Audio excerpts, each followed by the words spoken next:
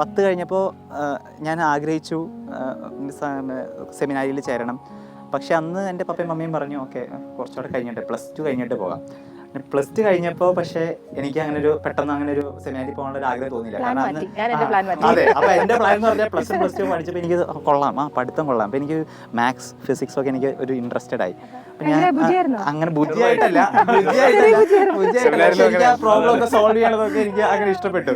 അപ്പോൾ അങ്ങനെ ഇഷ്ടപ്പെട്ട് ഞാൻ ചുമ്മാ എൻട്രൻസ് ഒക്കെ എഴുതി കഴിഞ്ഞപ്പോൾ അങ്ങനെ ഓൾ ഇന്ത്യയുടെ ഒരു എൻട്രൻസ് കിട്ടി. അപ്പോൾ അങ്ങനെ ഞാൻ എഞ്ചിനീയറിംഗ് പഠിച്ചത് NIT കാലിക്കറ്റിലാണ്.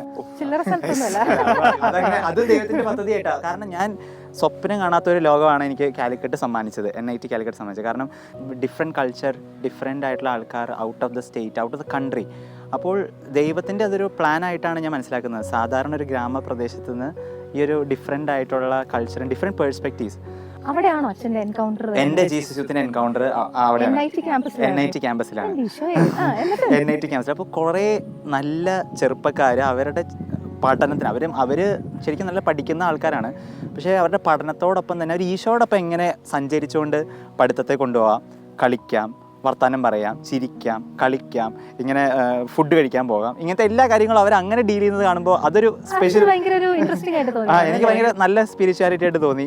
പിന്നെ അവർ ജീവിതത്തിന് 24 hours അങ്ങനെ ഈശോയുടെ കൂടെ ജേണി ചെയ്യുന്നത് അതെനിക്കൊരു ഭയങ്കര ഇൻട്രസ്റ്റിംഗ് ആയിട്ട് തോന്നി.